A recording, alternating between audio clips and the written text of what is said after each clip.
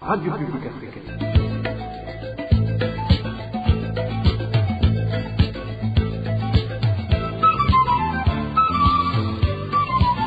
Radio Publique Africaine.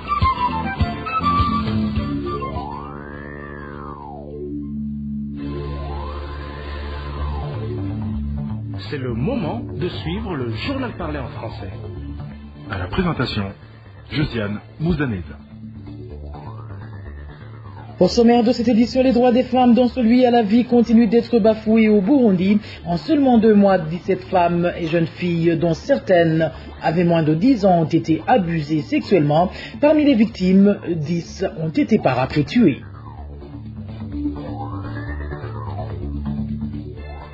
Les documents de voyage ne sont plus un problème au Burundi, selon le responsable du service migratoire.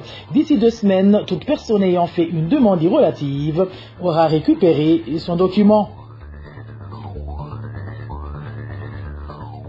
Bloquer les cartes de rationnement des réfugiés et brûler leurs maisons de fortune, tel est le lot désormais quotidien des Burundais réfugiés en Tanzanie. Tout ça pour les pousser à se rapatrier. Voilà pour les grandes articulations. Bien le bonsoir chez vous, mesdames et messieurs. Tout de suite, le développement de ces titres.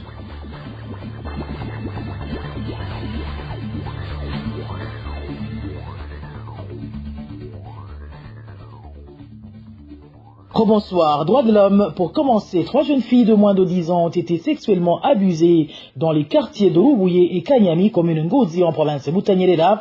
Ces informations sont confirmées par les administratifs qui font savoir que ce phénomène s'est accentué depuis le mois de janvier 2026. Les défenseurs des droits humains demandent à tout un chacun de lutter contre ce crime et s'insurgent contre certains administratifs à la base qui font tout pour résoudre ça à l'amiable. Le point avec Emmanuel Niyongeko. Ces cas de viol que subissent les jeunes filles de moins de 10 ans ont commencé à faire écho au mois de janvier cette année 2026. 2 jeunes filles ont été retrouvées agonisant dans la vallée de Viegwa, commune Ngozi, province de Butanyerera, des suites de violences sexuelles subies après leur avoir donné des boissons très alcoolisées. Les parents de ces enfants indiquent que ces jeunes filles disparaissent avant d'être retrouvées dans un état critique. Ces informations sont confirmées par les administratifs dans les quartiers de Lubuye et Kanyami, dans cette même commune de Ngozi. Dans le quartier de Lubuye, l'on signale une domestique de 15 ans qui a été violée par son employeur. L'organisation de défense des droits des femmes fait savoir que ces actes ignobles se multiplient chez les jeunes adolescentes. Elle demande ainsi aux autorités administratives et à la population de combattre avec énergie ces cas de viol. La Fédération nationale des associations engagées dans le domaine de la promotion et la protection des droits de l'enfant, FENADEB en sigle, condamne elle aussi ces actes et demande à tout un chacun de lutter contre les violations des droits des enfants. La FENADEB s'insurge aussi contre certains responsables administratifs qui cherchent à concilier les victimes de ces crimes et les présumés auteurs. Merci à toi Emmanuel Niyongeko. Quant au mouvement des femmes et filles pour la paix et la sécurité au Burundi, MFFPS en sigle, il dit avoir répertorié 14 cas de violence basés sur le genre, particulièrement contre les femmes et les enfants, au cours du mois de février 2026, du moins selon le rapport publié le 5 mars 2026. Parmi ces victimes figurent 6 femmes et 4 enfants tués. Le contenu de ce rapport avec Nadège Irakoze. À travers le bulletin intitulé « Femmes abusées, nation déchirée » du mouvement des femmes et des filles pour la paix et la sécurité au Burundi, MFFPS en sigle, publié le 5 mars 2026, au moins 14 personnes, dont les femmes, les filles et les enfants, ont été victimes des violations des droits humains au cours de la période du mois de février dernier. Parmi ces victimes figurent 6 femmes assassinées, une femme tuée, fusillée par un militaire en commune Chombo de la province de Gitega suite à un litige foncier, une autre qui est morte lors d'une attaque à la grenade dans un bar où elle travaillait en commune Muhanga, province de Butanyerera. Les corps des 3 autres femmes ont été découverts dans différentes rivières en province de Bujumbura et Gitega. La dernière victime a été assassinée par son mari dans la commune Muyinga en province de Buhumuza. Concernant les crimes commis contre les enfants, 4 victimes, dont des nourrissons et des filles mineures, ont été tuées dans les provinces de Gitega et Burunga, tandis que 2 autres jeunes filles ont été violées en province de Bujumbura et Burunga. Ce bulletin parle aussi d'une journaliste travaillant pour le magazine Djimbélé qui a subi une arrestation arbitraire en province de Bujumbura et qui a été relâchée après 2 jours de détention. Une autre femme nommée Shadia Mukaremera, employée à la Commission nationale indépendante des droits de l'homme au Burundi, CNIDH, vient de passer 10 jours portée disparue en commune Mukaza de la province de Bujumbura. Sur base de tous ces actes de violence commis à l'égard des femmes et des enfants qui se répètent chaque mois, le mouvement des femmes et des filles pour la paix et la sécurité au Burundi interpelle le gouvernement du Burundi à poser des actions concrètes pour prévenir ces violences et sanctionner leurs auteurs conformément à la loi, dans le but de garantir le respect de la dignité humaine pour tous les citoyens. Merci à toi Nadège. Irako des droits de l'homme toujours. SOS Torture Burundi appelle le président Evariste Ndayishimiye à abolir définitivement la peine de mort dans la législation burundaise. Dans une correspondance que cette organisation a publiée vers la fin du mois de février 2026, il a été également demandé au numéro 1 burundais d'appliquer les condamnations prononcées et de punir les auteurs de différents crimes contre l'humanité. Walter Quizera a décortiqué pour nous ce contenu, son reportage. Dans une correspondance signée par Kwizera Aimé, également à la tête de l'association SOS Torture, cette dernière exprime d'emblée des préoccupations majeures et appelle au président Evariste Ndayishimiye à prendre des mesures pour garantir le respect du droit et des droits humains dans le pays. Par conséquent, SOS Torture exhorte le président Evariste Ndayishimiye, en sa qualité de président du Conseil supérieur de la magistrature, à abolir la peine de mort dans la justice burundaise, à instaurer une justice indépendante et impartiale et à sanctionner comme il se doit les auteurs d'exécutions extrajudiciaires, notamment ceux qui violent les droits humains. Pour SOS Torture, l'abolition complète de la peine de mort est perçue comme une avancée majeure pour la justice. Toutefois, le maintien de cette peine dans le système militaire constituerait une violation du droit burundais et surtout une atteinte à la vie humaine. Concernant les poursuites engagées contre les auteurs des crimes, SOS Torture se dit préoccupé par la persistance des violations des droits humains, notamment les crimes de guerre, les exécutions extrajudiciaires, la torture et autres. SOS Torture informe par la présente le chef de l'État que l'abolition de la peine de mort et la mise en place d'un système judiciaire fiable et indépendant constituent un moyen de promouvoir la paix et la réconciliation dans le pays et de véhiculer une image positive du Burundi à l'étranger. En conséquence, SOS Torture demande au chef de l'État d'appliquer pleinement le droit pénal, de créer un organe d'enquête indépendant et impartial et de rendre justice aux victimes d'injustice et aux personnes ayant subi des exécutions extrajudiciaires conformément à la vérité. Walter Quizera, en parlant justement de condamnation, la mise en liberté provisoire de la journaliste Sandra Muhoza constitue une avancée encourageante de la justice dans ce dossier qui a suscité pas mal de préoccupations. Point de vue exprimé par le collectif des avocats pour la défense des victimes de crimes de droits internationaux commis au Burundi, CAVIB en sigle. Dans une déclaration rendue publique ce 5 mars, le CAVIB demande toutefois que Sandra Muhoza obtienne justice et soit rétablie dans ses droits. Suivez Maître Félix Nyonguru, il est le président du CAVIB. Cette décision constitue une étape importante dans une procédure qui a suscité de nombreuses préoccupations au regard des principes fondamentaux garantis par la Constitution du Burundi, le Code de procédure pénale, ainsi que les instruments internationaux relatifs aux droits humains ratifiés par le Burundi. Le CAVIB tient à rappeler que, dans tout état de droit, la liberté est la règle et la détention préventive l'exception. La détention avant jugement ne peut être utilisée comme une sanction anticipée. Elle doit être strictement nécessaire, motivée en droit et en fait.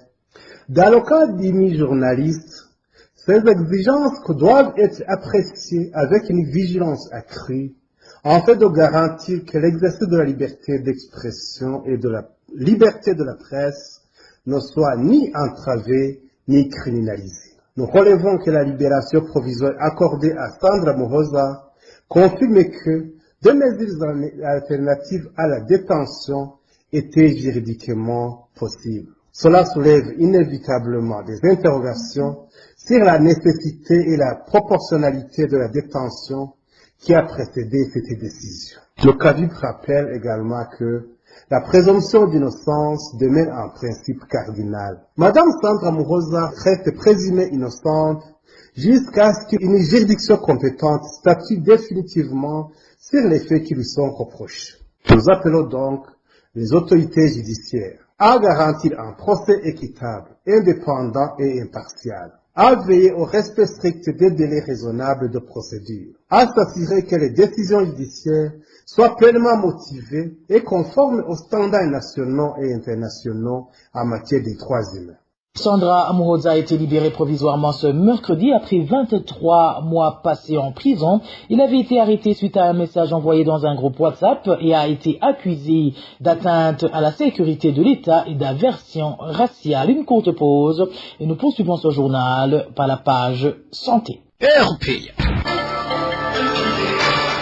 Le détournement et vol de médicaments par les agents de santé font que les malades ont du mal à se procurer régulièrement les médicaments leur prescrits, ce qui met en danger la vie des malades vu que, faute de moyens, certains ne respectent pas les doses à cause de la cherté des médicaments sur le marché noir, tandis que d'autres recourent aux croyances obscurantistes. Les détails avec Eric Nyonzima. Le vol des médicaments fait par certains agents du ministère de la Santé empêche la population d'obtenir des médicaments lorsqu'ils se rendent dans les centres de santé publics. Beaucoup sont alors contraints de s'approvisionner sur le marché noir. Mais faute de moyens financiers, ils n'obtiennent pas toujours des médicaments appropriés, ce qui met leur santé en danger et aggrave davantage leur état de santé. Un habitant interrogé par la RPA témoigne.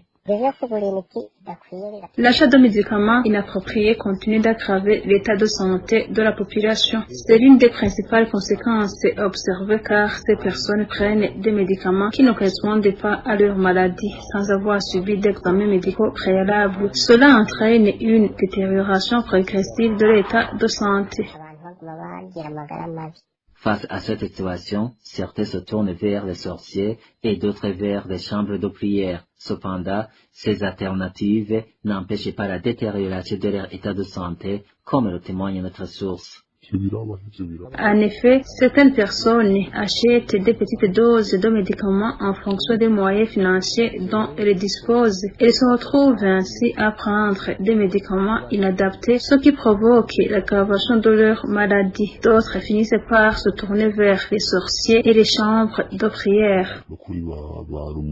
La rédaction de la RPA tente depuis plusieurs jours de joindre le ministère de la Santé publique afin de connaître les mesures prises par son ministère tant contre les auteurs de ces vols que contre cette commerce illicite de médicaments. Jusqu'à présent, aucune explication n'a été fournie.